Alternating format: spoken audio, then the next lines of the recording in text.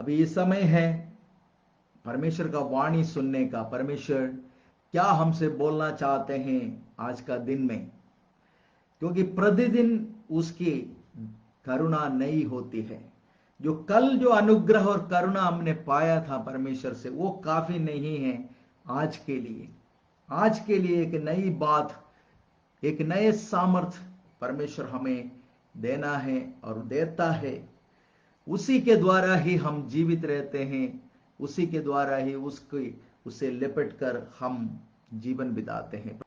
प्रेरित पत्रस लिखा हुआ पहला पत्री उसका 5वां अध्याय 10वें पद में ऐसा पढ़ते हैं, अब परमेश्वर जो सारे अनुग्रह का दाता है, जिसने तुम्हें मसीह में अपनी आनंद महिमा के लिए बुलाया, तुम्हारी थोड़ी देर तक दुख उठाने के बाद आप ही तुम्हें सिद्ध और स्थिर और बलवंत करेगा। चाहे हम इस धरती में रहते हैं या अनंत जीवन में प्रवेश करेंगे, उसके महिमा से भरे हुए एक जीवन है हम बिताना चाहते हैं और हम बिताते हैं। क्योंकि जिसके जीवन में प्रभु यीशु मसीह वास करते हैं और जिसका जीवन पवित्र आत्मा का अगुवाई से चलते रहते हैं, उसके जीवन में परमेश्वर अपना महिमा से उसको भर देते हैं और परमेश्वर की उस तेज को, उस महिमा को वो निरंतर अपने जीवन में, अपने शरीर में, अपने मन में वो अनुभव करता है, अपनी आत्मा में वो अनुभव करता है। लेकिन उसके बीच में भी परमेश्वर का वचन यहां पर कहता है कि तुम्हें थोड़ी देर के लिए दुख उठाने का वक्त तो आएगा। धरती पाप के कारण भ्रष्ट हो चुके हैं और मनुष्य भी नाशवान हो चुके हैं। ऐसा मनुष्यों के बीच में और ऐसा धरती में हम रहते हैं, तो जरूर दुख की घड़ियां भी हमारे जीवन में आएंगे। तो उसमें जब सारे लोगों के जीवन में दुख आते हैं, संकट आते हैं, हमारे जीवन में भी आना संभव है। लेकिन सिर्फ एक ही फर्क है, जब उनके पास एक शरण स्थान नहीं होते हैं तो हमारे पास एक शरण स्थान है, हमारे पास छिपने के लिए एक जगह है, हम जाकर आश्रय लेने के लिए हमारे लिए एक जगह है, प्रभु यीशु मसीह। यहां पर परमेश्वर का वचन कहता है थोड़ी देर तक का दुख उठाने के बाद परमेश्वर खुद हमारे जीवन में एक कार्य करेगा। वो हमें सिद्ध बनाएगा, स्थिर बनाएगा, बलवंत करेगा। इंग्लिश बाइबल में उसका एक शब्द और है, perfect, confirm, strengthen and establish. यह है परमेश्वर का वाणी आज हमारे लिए। शाऊल राजा, जो इस्राएल का पहला राजा है, अपने फौज को लेकर दाऊद का पीछा कर रहा था कि दाऊद को मार डालें, क्योंकि दाऊद के ऊपर परमेश्वर का अभिषेक आ चुका था और शाऊल जानता था कि शाऊल के बाद में परमेश्वर दाऊद को एस्टैब्लिश करने जा रहे हैं, परमेश्वर दाऊद को स्थिर करने जा रहे हैं, दाऊद को सिद्ध करने जा रहे हैं और दाऊद को बलवंत करने जा रहे हैं। ये उसको पता था, इसलिए उसने सोचा कि अभिषिक्त को ही मिटा दें, उसको ही खत्म कर दें, तो फिर ये सब बातें नहीं होगी और मुझे हमेशा हमेशा के लिए राजा बनकर रहने का मौका मिल जाएगा और मेरी पीढ़ी पीढ़ी तक मेरे वंश से वो हटेगा नहीं। ये था। और अपनी मर्जी से चलने वाला शाऊल को राजपद से हटाने के लिए परमेश्वर ने भी ठान लिया, इसलिए परमेश्वर ने दाऊद को चुन लिया था कि शाऊल के बाद दाऊद को राज सिंहासन पर लेके आए। जब शाऊल को पता लग गया कि दाऊद के ऊपर अभिषेक आ गया है, अब ये चुना गया है, तो दाऊद को मिटाने के लिए शाऊल पीछे पड़ने लग गया और दाऊद अपना जान बचाकर भाग रहा था। 13 साल के करीब वो इसी तरह जंगल में, मरुस्थल में भटकता रहा, शाऊल से अपना जान बचाते हुए, और 600 लोग भी उसके साथ आकर जुड़ गया, उनके भी रक्षा दाऊद को करना पड़ा। परमेश्वर दाऊद को सिखा रहा था कि शून्य से बुलाकर सब कुछ ठहराने वाला परमेश्वर कैसे उसके और उसके साथियों को खिलाएगा। जब वो हथियार के बिना घूम रहा है तो उस समय में कैसा शत्रु के हाथ से परमेश्वर उसको बचाएगा। युद्ध सीखने से ज्यादा या एडमिनिस्ट्रेशन सीखने से ज्यादा परमेश्वर ये चाहता था कि दाऊद परमेश्वर को जाने, परमेश्वर को पहचाने, परमेश्वर क्या कर सकता है उस बात को वो जाने और परमेश्वर के भरोसे पर वो उस कार्य को करें, क्योंकि धरती परमेश्वर का है। जो भी धरती में कुछ भी चलाना चाहते हैं वो जानना चाहिए कि परमेश्वर का इच्छा क्या है और परमेश्वर के सहायता से ही उसको करना चाहिए। आज हमारे जीवनों में भी परमेश्वर यही चाहता है मेरे प्रियो, हम बड़े बड़े बातों को सीखने से ज्यादा हम परमेश्वर को जाने कि ये परमेश्वर मेरे जीवन में क्या कर सकता है। जब मैं बीमार पड़ता हूं तो डॉक्टर मेरा इलाज कर सकता है, लेकिन मेरा चंगाई मेरा परमेश्वर ही दे सकता है। सामग्री सब लाकर खाना बना के मैं खा सकता हूं, लेकिन मेरा भूख मिटाने वाला, अच्छा तंदुरुस्ती देने वाला, मुझे संतुष्ट करने वाला मेरा परमेश्वर है। मैं मेहनत कर सकता हूं, लेकिन मेरा मेहनत को सफल बनाने वाला मेरा परमेश्वर है। परमेश्वर को जाने। जहां पर हम सोचते हैं यहां पर कुछ भी नहीं हो सकता, वहां से सब कुछ पैदा करने वाला परमेश्वर कभी भी उसके पीछे चलने वाले के जीवन में एक डेड एंड नहीं है, उसका रास्ता बंद नहीं हो जाता है। बंद रास्ता भी खोलने वाला परमेश्वर है। वो समुद्र में भी मार्ग खोलने का सामर्थ्य रखने वाला परमेश्वर है। और उस परमेश्वर को दिल से जाने, उस परमेश्वर को करीब से जाने, उस परमेश्वर को व्यक्तिगत रूप से जाने। और जब जब मुसीबत में पड़ते हैं, जब जब संकट में पड़ते हैं, तो हम उसको पुकारें, तभी तो हम उसको पुकारेंगे, तभी तो हम उसका आसरा लेने के लिए उसके पास जाएंगे। नहीं है बाकी सारे चीजें इस दुनिया का अगर हम सीखने का, पाने का कोशिश करेंगे तो हमारा आश्रय स्थान वो बन जाएगा।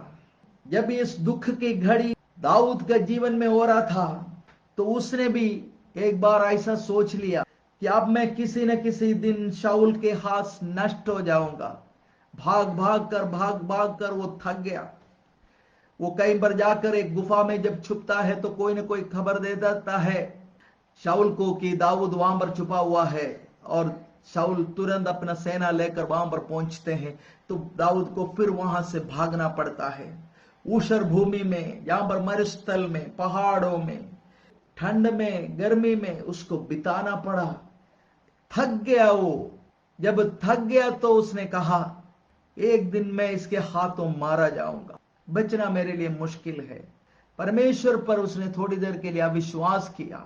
जो परमेश्वर उसको सिखा रहा था, जो परमेश्वर उसको एक अच्छा प्रशिक्षण दे रहा था राजा बनने के लिए, नहीं अपने भुजबल से नहीं बल्कि परमेश्वर की सहायता से देश को चलाएगा, इस बात को परमेश्वर सिखा रहा था। लेकिन बीच में दुख के घड़ी उसके जीवन में आ गया, तो एक पल के लिए उसने सोच लिया एक दिन मैं इस शाऊल के हाथ मारा जाऊंगा। कब तक मैं भागता रहूं। हमारे जीवन में भी मेरे प्रियो कई बार ऐसा सोचते हैं हम, कब तक परमेश्वर। ये सवाल बहुत लोग परमेश्वर से पूछते हैं, कब तक प्रभु। मैं ये बताना चाहता हूं तब तक जब तक परमेश्वर हमको पूर्ण रीति से चमका न दे। एक सोनार जब एक चांदी का टुकड़ा जो है उसके अंदर का मैला निकालने के लिए, उसके अंदर का गंदगी सब निकालने के लिए लाकर आग में रखता है, एक चिमटे से जो है उसको पकड़कर आग में लगाकर वो ऐसा सब बैठकर देखता रहता है। और आग जल के उसके अंदर का सारे जो जरूरत का नहीं है निकलने के बाद वो चमकने लगता है। तो 2-4 सेकंड के अंदर उसको बाहर निकालना होता है, नहीं है तो वो काला हो जाएगा, फिर कोई काम का नहीं है वो। तो किसी ने एक सोनार से पूछा आपको कैसा पता लगेगा कि ये चांदी से सारे गंदगी बाहर निकल गया है, ये चमक गया, काम आ सकता है, अब ये गहने बन सकते हैं, बर्तन बन सकते हैं, ये आपको कैसा पता लगेगा। उसने कहा ये तो बहुत इजी है, जब मैं उस पर देखता रहता हूं एक और चीज भी मैं देखता रहता हूं, जैसा मेरा चेहरा, मेरी छवि जैसा उसमें दिखने लगेगा।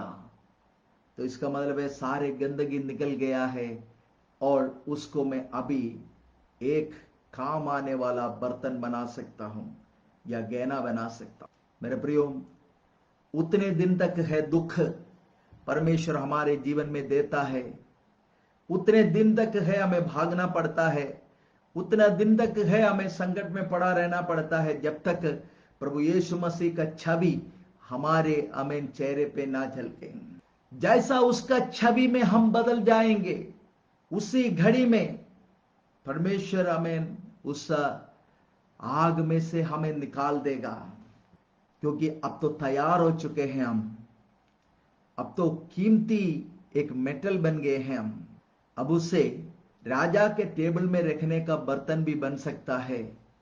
दाऊद थोड़ी देर के लिए जैसा निराश हुआ, उसने सोचा कि फिलिस्ती का देश में उतर जाऊंगा मैं, और फिलिस्ती देश इस्राएल का शत्रु है, हमेशा फिलिस्ती का साथ युद्ध होता रहता है, और इसमें से फिलिस्ती का जो योद्धा है गोलियत, उसी को ही दाऊद ने मारा था।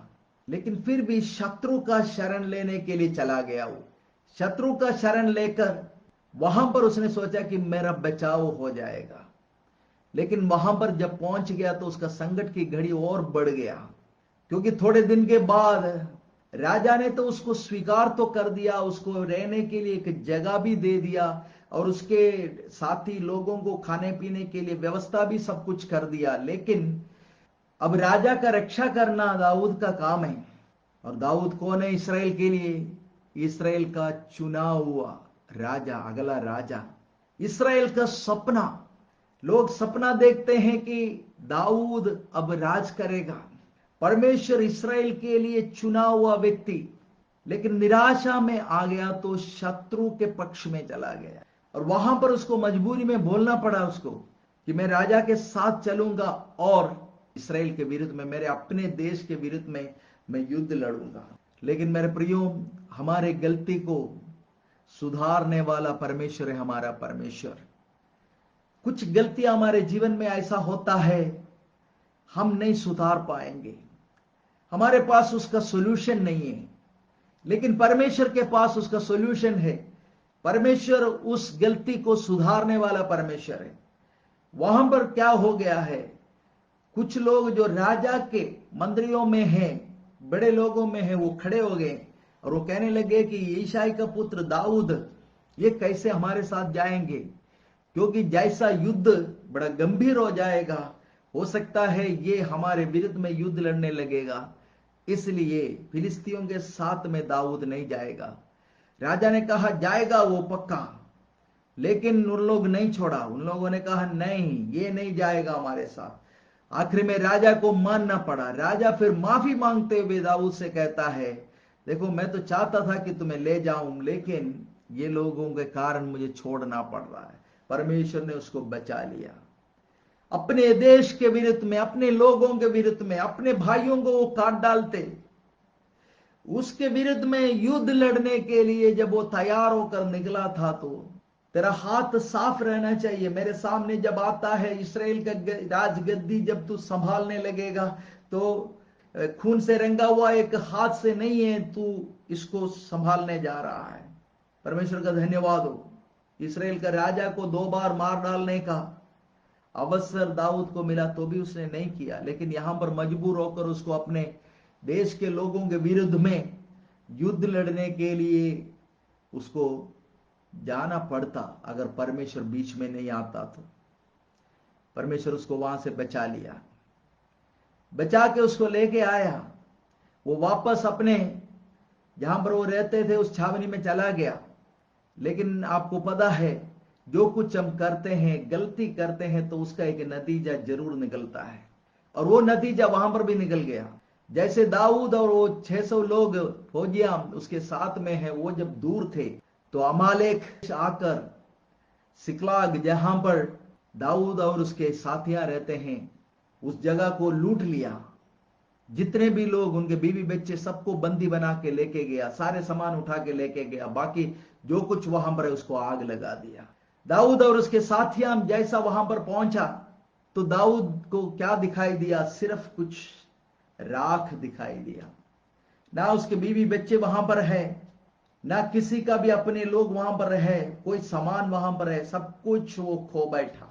एक गलत कदम उठाने के कारण एक तरफ तो बहुत बड़ा पाप से परमेश्वर ने बचा लिया, तो दूसरी तरफ जो है उसका इस दुनिया का कई चीज जो है नष्ट होना पड़ा।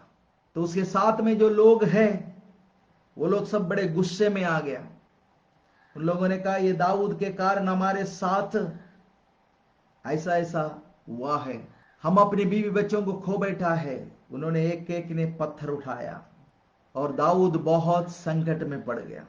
लोग उनके बेटे बेटियों के कारण बहुत शोकित हो गए और पथराव करने के लिए तैयार हो गया दाऊद के ऊपर।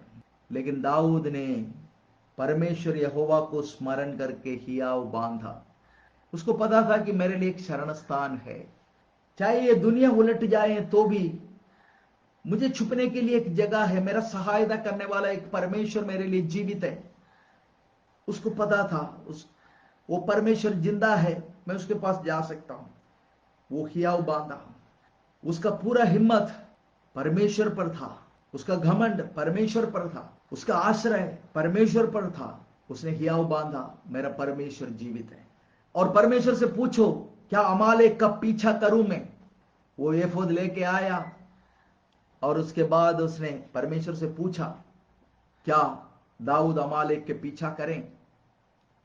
परमेश्वर ने कहा पीछा करो, सब कुछ मैं तुम्हें वापस लौटा दूंगा।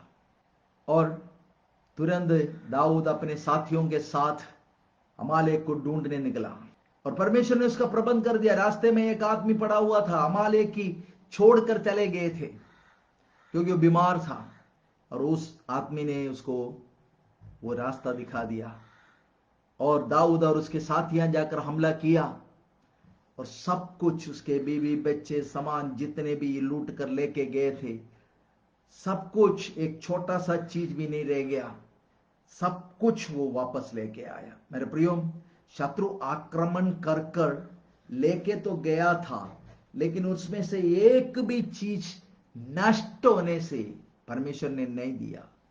बचा लिया, परमेश्वर ने बचा के रखा हुआ था, क्योंकि उसको पता था मेरा दास दाऊद अभी पीछे आ रहा है तो उसके हाथ में सौंपना है। ये जो आपके जीवन से चोरी कर कर शत्रु लेके गए हैं, आपका एक छोटी सी गलती के कारण जो शांति आपके जीवन से चले गए हैं, जो उन्नति जो आपके जीवन में होना था वो लेके गए हैं शत्रु, वो शत्रु के छावनी में है। और परमेश्वर चाहता है कि हियाव बांध पर, परमेश्वर पर हियाव बांधकर उस छावनी में प्रवेश करके उसको छीनकर उस शत्रु के हाथ से जो वो लेके गया है उसको छीनकर वापस लेके आए।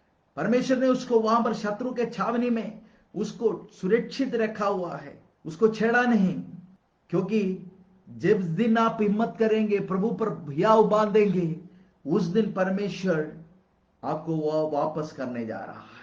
मेरे प्रियो, परमेश्वर कहता है कि थोड़े दिन के दुख उठाने के बाद तुम्हें फिर से स्थिर करेगा, सिद्ध करेगा, बलवंत करेगा और तुम्हें स्थापित करेगा, तुम्हें स्टैब्लिश करेगा। परमेश्वर का धन्यवाद हो। प्रभु यीशु मसीह क्रूस पर मारा जाने के बाद कब्र में रखा गया, उसको तीसरा दिन वो मृतकों में से जी उठा। इस जगत में पापी उद्धार पाने के लिए, पाप मिटने के लिए जो कार्य परमेश्वर ने निर्णय किया था, परमेश्वर ने तैयार किया था, वो प्रभु यीशु मसीह के द्वारा इस धरती में पूरा होने के बाद, वो जी उठने के बाद प्रभु यीशु अपने चेलों से मिलने के लिए आ गया तिबरियास के झील के किनारे। प्रभु यीशु 12 लोगों को चुना था, उसमें से एक जो है धोखेबाज बन गया। लेकिन बाकियों के बारे में प्रभु यीशु मसीह ये सोचते थे कि ये लोग, ये जो 11 लोग हैं, ये हैं जो पूरे दुनिया में मेरा सुसमाचार को पहुंचाने जा रहे हैं। ये लोग हैं जो मेरा गवाह बनने के लिए जा रहा है। लेकिन जब तिबरियास के किनारे जब प्रभु यीशु मसीह पहुंचा, वहां पर उसके चेले बैठकर बातें कर रहे। प्रथम चेला पतरस उसमें था, थोमा उसमें था, याकूब और यूहन्ना उसके साथ उसमें था, और 2 चेले उसमें था। 7 लोग वहां पर बैठे हुए थे। प्रभु यीशु मसीह के संग पिछले 3 साल से चलने वाले, चमत्कार देखने वाले और प्रभु यीशु मसीह के सारे चमत्कार में और सारे मिनिस्ट्री में भाग लिए हुए ये लोग तिबरियास के किनारे बैठकर कुछ चर्चा कर रहे हैं। उनका चर्चा यह है, अब हम क्या करें, हम संकट में पड़ गया है, प्रभु यीशु मसीह मारा गया। तो एक कहता है नहीं, वो जी भी उठा है, जी उठाए तो फिर वो कहां है? अरे 2 बार तो हमारे पास आए थे वो। नहीं, मुझे विश्वास नहीं हो रहा है कि अब वो हमेशा हमारे साथ रहेंगे। 3 साल तक वो हमारे साथ था तो बात कुछ और थी, खाने का कोई कमी नहीं थी और इज्जत सम्मान इन सब का कोई कमी नहीं थी, लेकिन अब तो वो नहीं रहे हमारे बीच में, तो हम क्या करें? आखिर में प्रथम चेला पतरस ने कहा, मैं तो मछली पकड़ने जा रहा हूं, मेरा काम धंधा तो वही था। 3 साल पहले मैं यीशु मसीह से मिलने से पहले वही था मेरा काम, मैं उसमें उतरने जा रहा हूं, मैं वापस जा रहा हूं। थोड़ा सा अनसर्टनिटी उनके जीवन में जब आ गया तो एकदम से वो वापस अपने पुराने काम में जाने के लिए तैयार हो गया। पुराने काम में अब वहां पर वो काम कर कर आगे जीवन बिताएंगे। बाकी 6 लोग तुरंत कहा, हम भी चल रहे हैं तेरे साथ में। एक बड़ा पेड़ जब गिरता है तो उसके नीचे खड़े हुए सारे छोटे छोटे पेड़ भी उसके नीचे दब जाता है। पतरस जो यीशु मसीह के साथ चलने वाला प्रथम चेला, वो जब भटक रहा है तो उसके साथ में 6 लोग और भटक रहे हैं। वो भी कहते हैं हम भी उस पुराने धंधे में उतर जाएंगे। गए वो लोग रात को मछली पकड़ने के लिए, खूब मेहनत किया, झील में इधर उधर सब जाल फेंका उन्होंने। खाली हाथ जब वापस आ रहा था, उनसे प्रेम करने वाला, उनके लिए अपना प्राण दिया हुआ, उनका मैं हालेलुया प्रभु, उनके जीवन के प्रति लेखा रखने वाला, उनको इस्तेमाल करने के लिए चाहने वाला प्रभु यीशु मसीह तिबरियास झील के किनारे खड़ा हुआ था। और वहां से चिल्लाकर प्रभु यीशु मसीह ने उससे पूछा, क्या तुम लोगों ने कुछ पकड़ा?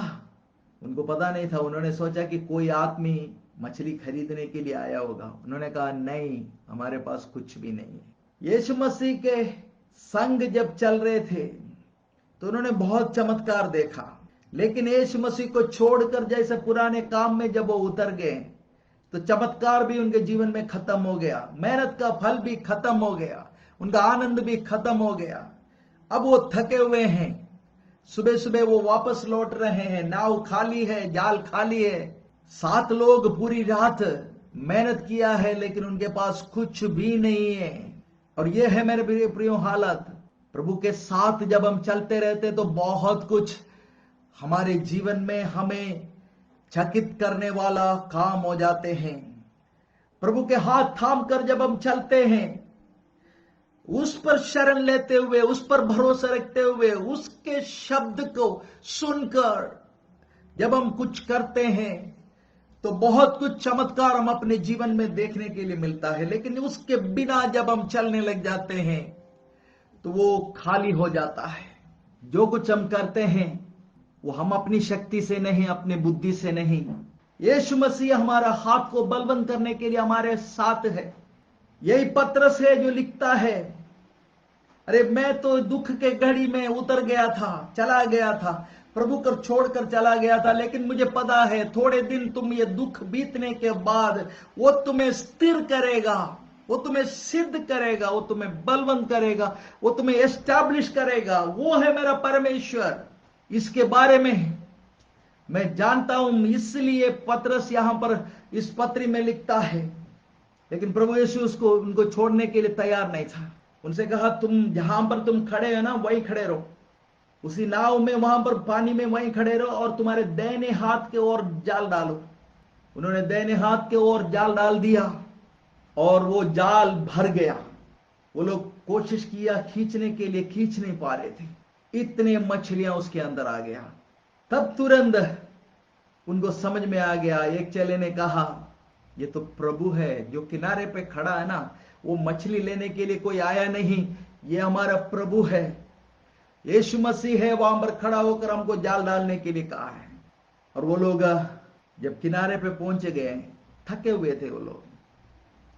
प्रभु यीशु मसीह अपने चेलों से कहते हैं आओ नाश्ता कर लो, क्योंकि नाश्ता तैयार हो रहा था। प्रभु यीशु, क्या प्रेम है उसका। 3 साल उनको साथ लेके चलता रहा, लेकिन जब थोड़ी देर के लिए दुख की घड़ी, निराशा की, अनसर्टनिटी की बात जब उसके जीवन में आ गया, तो जो उतर कर फिर से गया, वापस दुनिया में उतरने के लिए तैयार हो गया, उसको उसका प्रेम पीछा करता है। क्या प्रेम है ये, कौन समझ सकता है उसका इस प्रेम को। मनुष्य ऐसा प्रेम नहीं कर सकता, केवल परमेश्वर ही ये प्रेम कर सकता है। कोई और ऐसा प्रेम नहीं कर सकता, क्योंकि ये प्रेम अटल है, उसकी करुणा सदा की है, उसका दया अपरंपार है। प्रभु का धन्यवाद। वो लोग गिनकर देखा 153 बड़े मछलियां थे।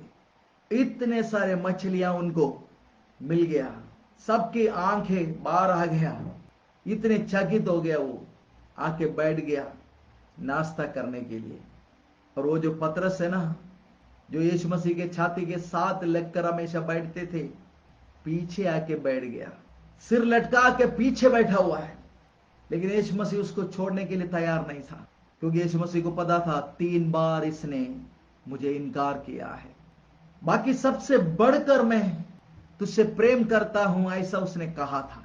वो कह रहा था कि अगर मैं अपना प्राण भी तेरे लिए देना पड़े तो मैं अपना प्राण दे दूंगा। और वो पतरस आज शर्मिंदा होकर पीछे बैठा हुआ है, क्योंकि यीशु मसीह के आंखों में आंखें डालकर बात करने के लिए भी उसको डर लग रहा है, शर्म आ रहा है उसको। पहले तो उसने इनकार कर दिया, और उसके बाद कभी भी यीशु मसीह के साथ एक मुठभेड़ के लिए, एक एनकाउंटर के लिए वो तैयार नहीं हुआ। अब यहां पर भी तिबरियस के किनारे इन चेलों को भटकाने के लिए पहला हाथ तो इसी का ही था। तो कौन सा चेहरा लेकर है यीशु मसीह के सामने बैठना है। लेकिन यीशु मसीह उसको देखकर मुस्कुरा रहा था। जैसा वो शर्मिंदा होकर बैठा हुआ है, वो देखकर यीशु मसीह को उसके ऊपर दया आ गया, क्योंकि यीशु मसीह उससे बहुत प्यार करता था। यीशु मसीह ने उससे पूछा, ए शिमोन, क्या तू इन सबसे बढ़कर मुझसे प्रेम करता है? सिर नहीं उठाया उसने, सिर लटकाते हुए उसने कहा, हाँ प्रभु, मैं तुझसे प्रीति रखता हूं। दूसरे बार भी यीशु मसीह ने उससे पूछा, क्या तू सचमुच मुझसे प्रेम रखता है? हाँ प्रभु, मैं तुझसे प्रीति रखता हूं। तीसरी बार प्रभु यीशु मसीह उससे कहा, ए शिमोन, क्या तू सचमुच मेरे से प्रीति रखता है? तब वो अपने आप को सह नहीं पाया। जैसा 3 बार इनकार करने के बाद वो बाहर निकलकर बिलक बिलक कर रोया, इसी तरह इसका दिल टूट गया और उसका आंखें भर गया, और आंखें उठाकर उसने प्रभु यीशु मसीह की तरफ देखा और कहा, तू सब कुछ जानता है, मैं तुझसे प्रेम करता हूं, ये बात तू जानता है। मैं भटक गया था, ये भी तू जानता है। मैंने तुझे इनकार किया था, ये भी तू जानता है। आज ये चेले जो है या तुझसे दूर होने के लिए भी मैं ही कारण बनाऊं, ये भी तू जानता। फिर भी तू जानता है मेरे दिल के गहराई में मैं तुझसे प्रेम करता हूं। प्रभु यीशु उसको वहां पर फिर से बसाता है, उसको फिर से पहले स्थान में लेके आता है।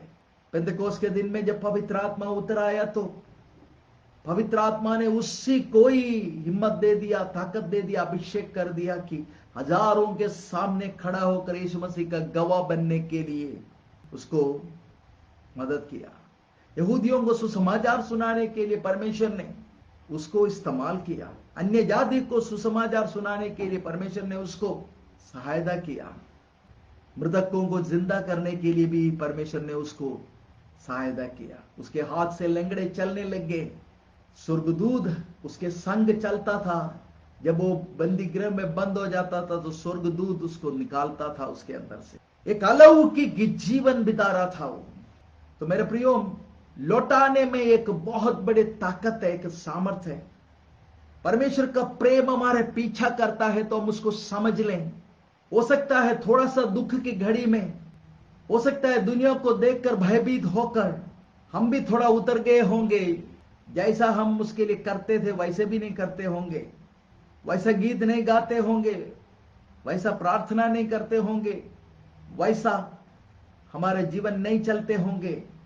भटकने का मतलब दुनिया में उतर कर सारे गंदे काम कर लें, ये जरूरी नहीं है। परमेश्वर का आज्ञा का उल्लंघन, परमेश्वर से प्रेम कर कर जो आप करते थे वो सब नहीं करते हैं, इसका मतलब है भटक रहे हैं, आप पीछे जा रहे हैं।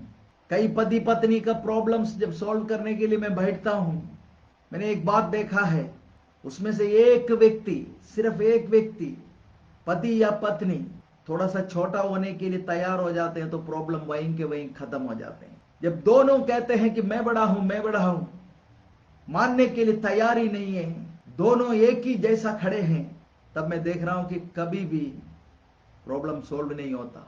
एक आदमी दीन बनने से जब प्रॉब्लम सॉल्व हो जाता है, यदि हम दीन नहीं होते तो भटक रहे हैं, हम प्रभु के साथ नहीं चल रहे हैं।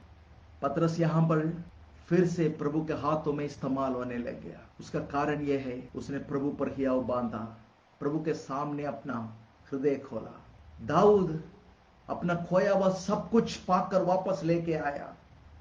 कारण यह है, वो अपने परमेश्वर पर हियाव बांधा। लोग मुझे पथराव करने के लिए आ रहे, वो नहीं देखा उसने। क्या नुकसान हुआ है मेरे जीवन में, उसका हिसाब किताब नहीं लगाया उसने।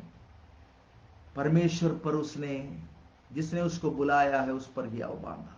ये दुनिया को जो मर्जी होना है होने दो मेरे प्रियो, परमेश्वर पर हियाव बांधने का समय है। ये हमारा हिम्मत उस पर है, हमारा घमंड उस पर है, प्रभु यीशु मसीह पर है, हमारी आशा उस पर है, क्योंकि उसने हमें बुलाया है।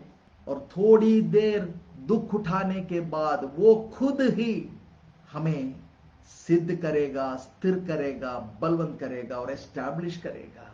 प्रभु का धन्यवाद हो। आज हम अपने जीवनों को भी प्रभु के आंखों के सामने रखकर जरा देखें।